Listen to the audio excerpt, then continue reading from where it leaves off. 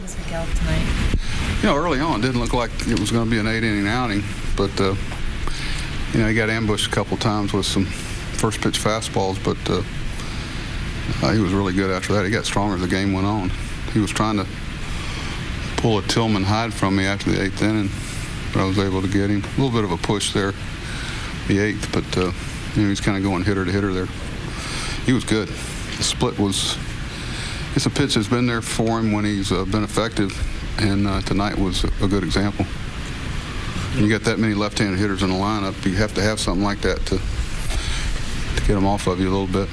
Yeah, early in his time here, Nick Hundley struggled at the plate, but he's really come on, and particularly tonight. Well, you look at the history with Nick. Nick's he can contribute offensively. And the difference is his history's up here a little bit, and Caleb so far has been behind him, even though Caleb's contributed too. But it's hard to sit around for a couple of days, and that's why we're trying to keep them both engaged, and because we're going to need them both. And we're fortunately with Matt out to have really 4 guys that we can use up here. But I think everybody feels really good for Nick because he's a consummate team. Everything's about. I think he's feels real good about being here and fortunate to be in a race and be competitive. And he's a pretty sincere guy. He's a football coach's son, and he approaches it like that. It seems good to ask this every couple days, but now you're 9-3 in extra inning games. I mean, what do you think it is as far as? Usually it's pitching. It's usually what it is. It's pitching and bullpen doing well. Zach had a big inning for us. Mac, very quietly, has become a real contributor for us. And I was trying to shorten Mac up to 1, so we got him out of the pen the next 2 days, trying to give Brian Mattis 1 more day. So we got a lot of guys that are shouldering the load, and we're able to pass it around and not tax anybody.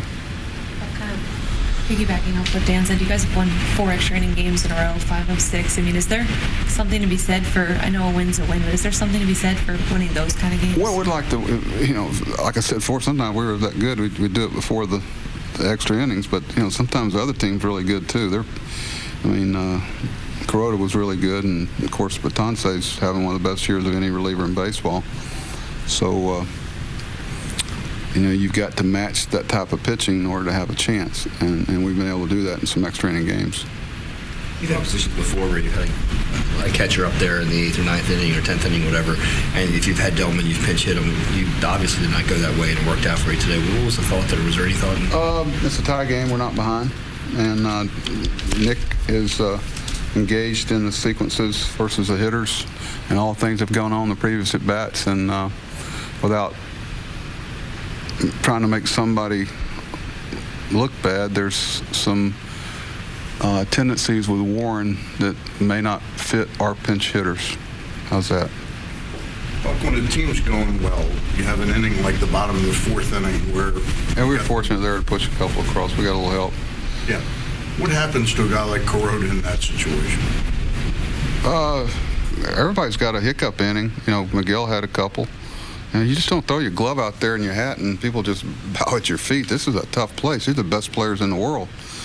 Probably I think one of the key elements to the game tonight was Chris Davis's plays, plural, at first base. And we're so fortunate to have a right-handed guy that we don't have to play guys on the line in that double situation because of his range glove side. Left-handed guy, you'd have to play a little bit closer.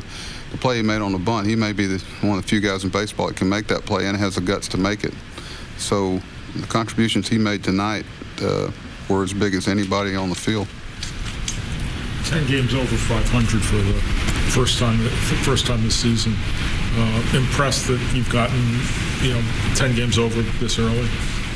No, if you look at the history of where people normally are to get to play in the postseason, we're going to have to do a little better. I'm hoping we're talking about first time at 11 tomorrow, but that's going to be a challenge.